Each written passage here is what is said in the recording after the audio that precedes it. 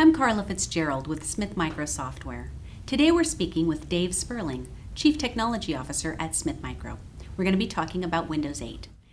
Good morning, Dave. How are you? Good morning, Carla. How are you? Great. There's a lot of excitement about Windows 8 in the market right now. I know you've been working with Windows platforms for many, many years. Tell us some of the things that you're excited about with Windows 8. Yeah, sure. So we've been working, Smith Micro that is, has been working with Windows releases ever since Windows 3.1, working on fax and communication software back many, many years ago. And we've grown up along with all of these Windows releases. And I think that Windows 8 specifically is probably the biggest leap forward for Microsoft since Windows XP back in 2001.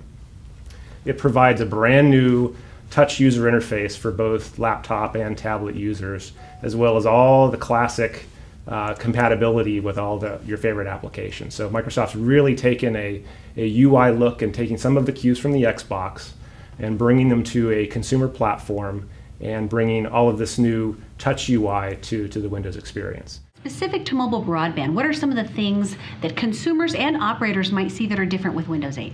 So in Windows 7, Microsoft took a big leap forward with the connectivity options and included for the first time mobile broadband support in the out-of-the-box experience. They've taken that now to the next level and improved both the Wi-Fi and the mobile broadband connectivity in terms of doing basic connection management, connectivity for both Wi-Fi and enterprise networks as well as personal networks, and your mobile broadband device. What's really been changed is the ability for mobile operators to now enhance that experience with what we call mobile operator tiles. What happens when the user plugs in a mobile broadband device for the very first time, Windows will go interrogate that device, understand the operator information on that subscriber SIM that would be inserted into the device, and actually automatically go to the Windows Store and download the right operator tile and put it right there on their desktop. So as soon as you add a mobile broadband device or just power up your, let's say, mobile broadband enabled tablet for the very first time, you're going to see an operator experience on your home screen. If there's not a tile provided by a wireless operator, what's the experience for the subscriber, for the end user? Well, the experience is very similar to what we see in Windows 7, where the user will be able to have basic connectivity, see signal strength, and connect and disconnect from the networks. But there's really no chance for operator branding or differentiation. So what the new tile provides is the ability for the operator to reach the consumer or enterprise customer with new services and information about their mobile broadband account. So for example, this tile can provide the ability for a subscriber to see where they are in their monthly bill, understand the number of megabytes that they've used in their, let's say, 5 gigabyte plan, as well as allow the operator to reach out to that subscriber and offer new services, upsell mobile broadband plans, and even sell new products and services through their mobile operator tile. How would the experience of using a Wi-Fi device such as a Surface tablet connecting through some other type of a broadband-enabled hotspot, smartphone, etc., is there a special Windows 8 experience for those devices? Unfortunately not. So the mobile broadband experience we've been talking about so far is for USB dongles and embedded devices, anything that's hardwired connected to the user's device. For products like mobile hotspots and smartphones that are enabled with hotspot capability, Windows treats those as a regular Wi-Fi network that would be unrestricted and unmetered. So unfortunately, Microsoft hasn't extended the mobile broadband experience to the puck mobile hotspot or hotspot-enabled phone.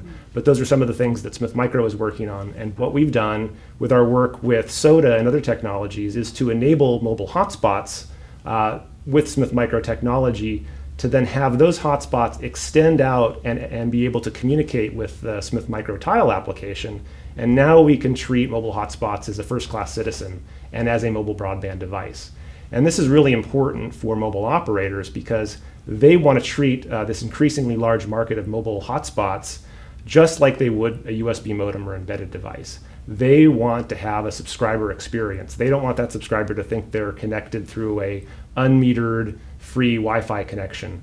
They want to treat that subscriber just like they would any other. They want a message to that subscriber, upsell them, understand where they are in their plan, reduce bill shock, and do all the things that they would with a USB or embedded device. And that's what Smith Micro provides. Is one of the concerns looking for new ways to engage consumers? Yeah, exactly. The mobile hotspot through a phone, those devices are exploding. And what the carrier needs to look at is how they engage those types of users. And by working with Smith Micro, we can have a single Windows 8 operator tile that can handle all of their USB devices embedded, as well as all their future mobile hotspots and smartphones that they'll be launching in the years to come. How important are standards in the ability to apply this technology across so many different types of operating system versions, hardware platforms, etc.? What Microsoft has done to really make this Windows 8 mobile broadband experience possible is they've worked for a long time with a standards organization called USB-IF, USB Implementers Forum. And this standard is called MBIM, Mobile Broadband Interface Model. It's an acronym, but what it actually provides is a very consistent set of APIs over USB that Microsoft can depend on to actually bring this mobile broadband experience up into the Windows 8 operating system.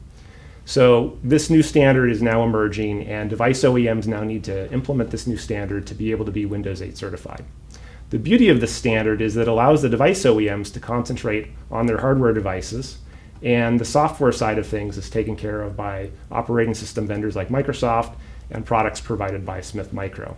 Before MBIM, there was a lot of customization and custom work that device OEMs would need to do to provide proprietary USB interfaces. By doing that, they also then had the burden of creating USB drivers for a variety of operating systems, including Mac, Windows, legacy versions, Linux, and others.